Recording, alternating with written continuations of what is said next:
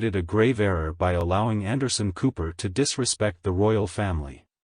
Disregard Harry's recent strong criticism. The true scandal lies in the explicit family background of the Hughes royalty. The person conducting the interview is Anderson Cooper. Greetings and an exceptionally heartfelt welcome to the Princess Diana News YouTube channel. During King George VI's coronation in 1937, there was a man sitting among the crowded pews at Westminster Abbey who remained with his head lowered and continuously whispered words throughout the entire ceremony. The foreign dignitaries, noble individuals, and the politicians in his presence all presumed that he was engaged in prayer. Actually, he was not. He was known as Cornelius Vanderbilt IV, born into the wealthiest family globally, and distinguished as an acclaimed journalist. And concealed within his pocket on the West Coast, he carried a mysterious item. Intelligently rephrased, utilizing a pocket radio transmitter, he quietly narrated while his words were received by a trailer stationed outside the Abbey. Subsequently, the data was transmitted to numerous individuals in the United States via the Atlantic.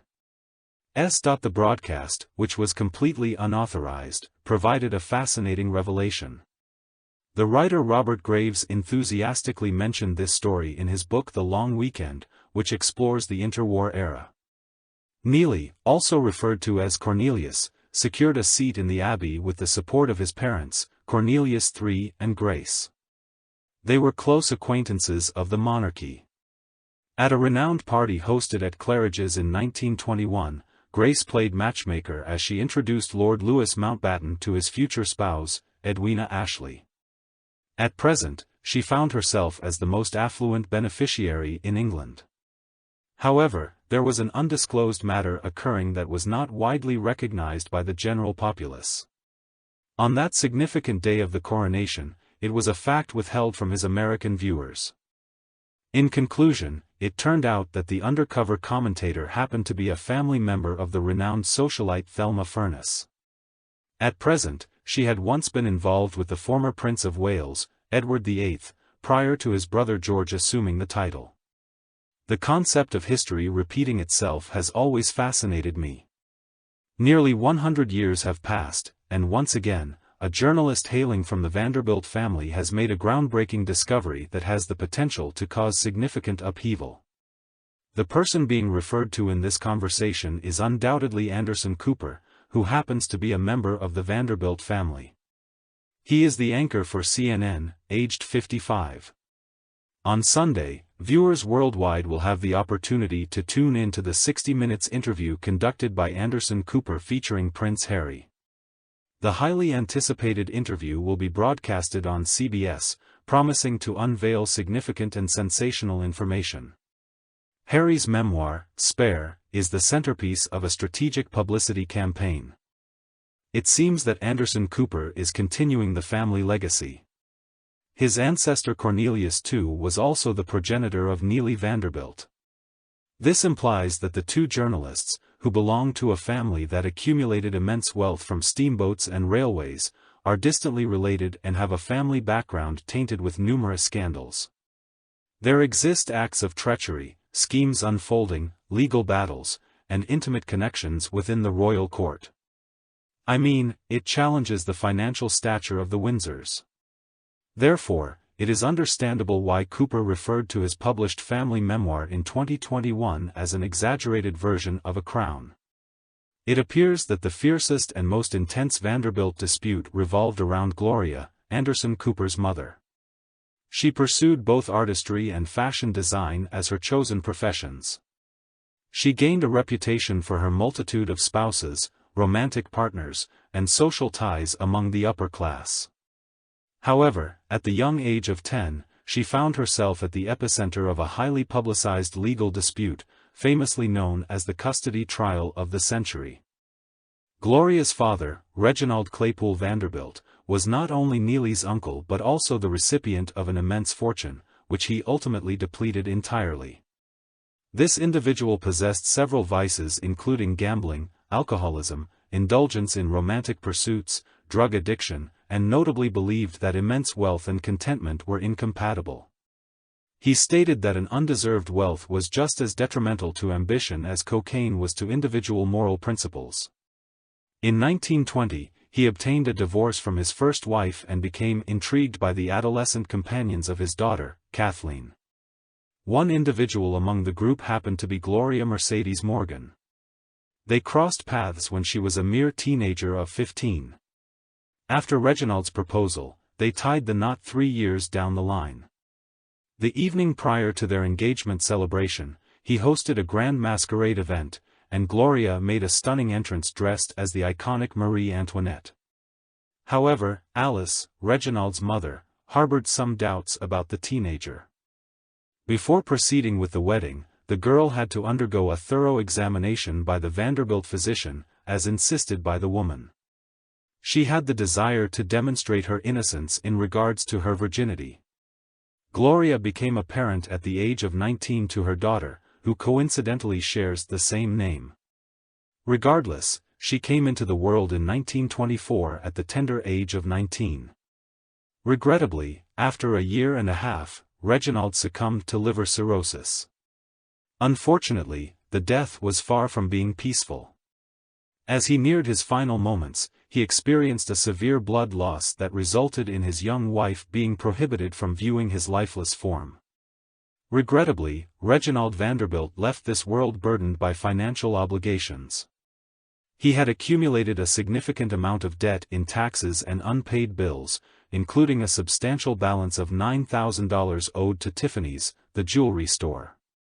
Therefore, Gloria found herself in a dire financial situation as a widow, possessing only a meager sum of $2. The couple has set aside a significant sum of $5 million in a trust fund for their infant daughter.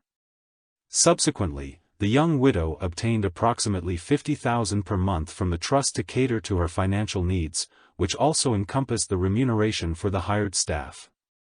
According to Anderson Cooper's memoir, baby Gloria became the sole financial resource for her family, despite being unable to communicate yet.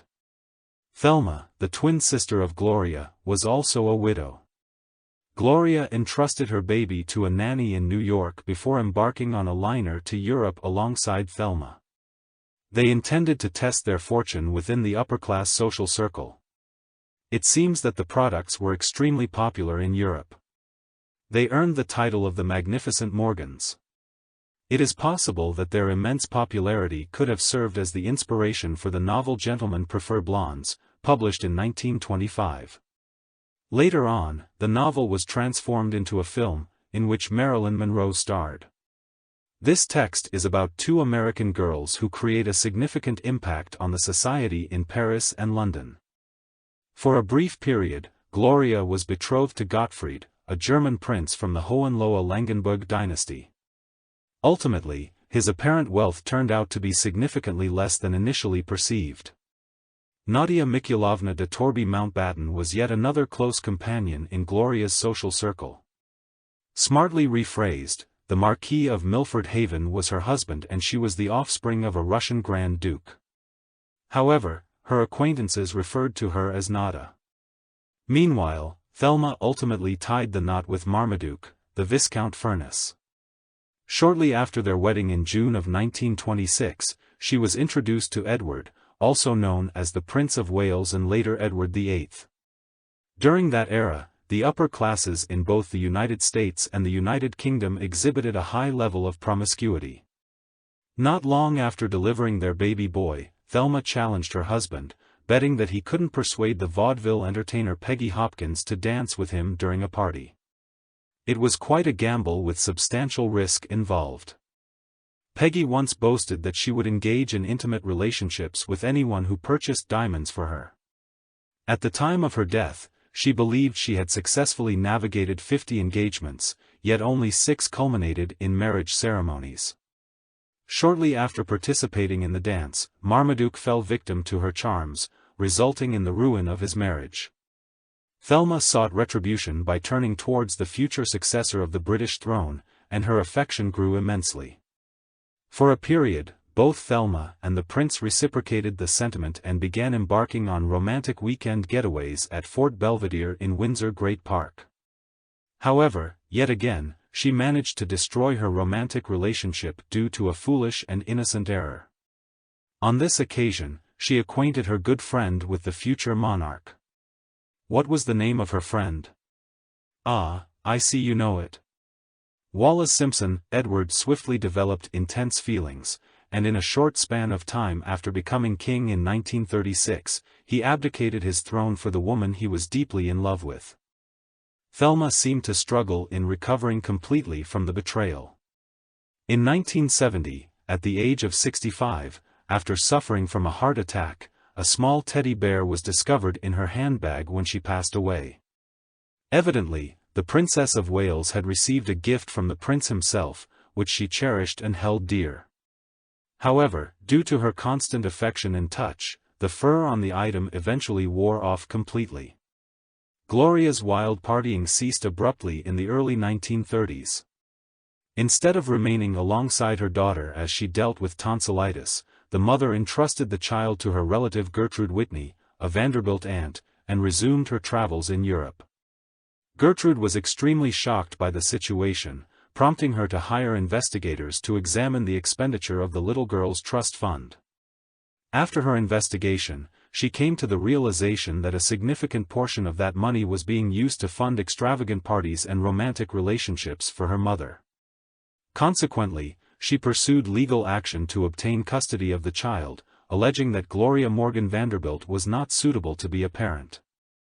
The proceedings occurred during the fall of 1934 at the New York Supreme Court, where all the details were revealed. It garnered global media attention. Gloria, at the age of 30, faced charges for neglecting her responsibilities as a mother. The court was informed of her indulgent activities with Prince Gottfried, where they would relax in bed, sipping cocktails and perusing explicit literature. The public was absolutely appalled, creating quite a scandal. The concept of them lounging in silk pajamas all day was just as indulgent as the explicit magazines they were perusing. It seems that these images showcased an assortment of content including photographs of nuns, acts of self-punishment, and individuals of male gender without clothing using women's tongues for some purpose. According to one expert witness, the child's well-being could be endangered if she were compelled to go back to her mother due to her experiencing hysteric episodes. According to a court reporter, this testimony was an intense story that no soothing cream could alleviate. However, the most astonishing proof ultimately came from a French maid named Maria Caillot, who was questioned about witnessing any inappropriate incidents. Indeed, she responded, "I recall one particular detail. Mrs. Vanderbilt lay in bed, accompanied by Lady Milford Haven, who was a close companion of Gloria, offering comfort with her loving embrace. Vanderbilt's neck, embracing her intimately similar to a romantic partner." The shocking disclosure that the two women were in fact involved in a same-sex relationship generated such intense interest that the judge had to empty the courtroom and subsequently restrict access to reporters and the general public. Buckingham Palace experienced a significant upheaval as well. For years, there had been persistent rumors surrounding Nada and her sister-in-law Edwina, who recently married Lord Louis Mountbatten.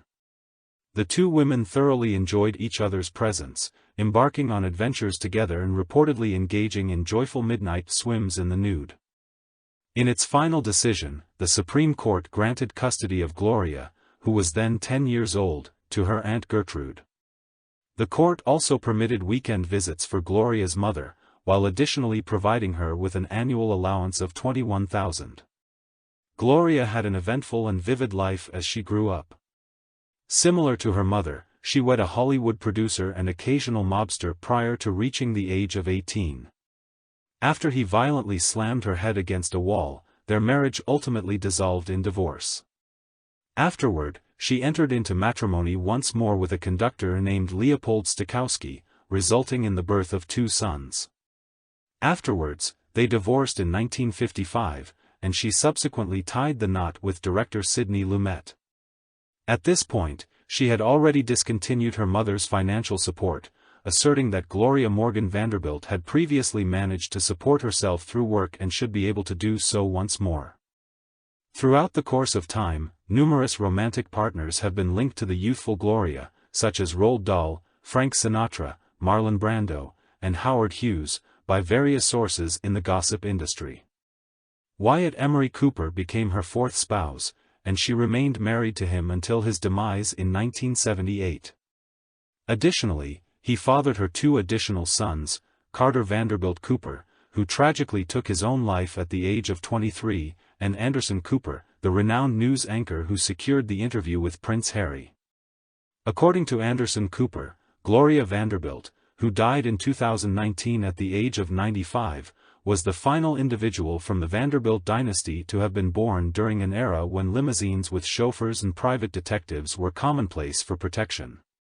He added that she was the final member of the family to come into the world prior to the Great Depression, a time when the Vanderbilt fortune appeared boundless and everlasting, akin to the infinite stars above. What is your opinion on this news? I would appreciate it if you could share your thoughts in the comments. If you find my video helpful, kindly support it by giving it a thumbs up and sharing it with your loved ones who are sure to appreciate it whenever you desire. Make sure to stay tuned and subscribe to Princess Diana News channel for the latest updates moving forward. Thank you for watching, enjoy the rest of your day, and stay tuned for more videos to come.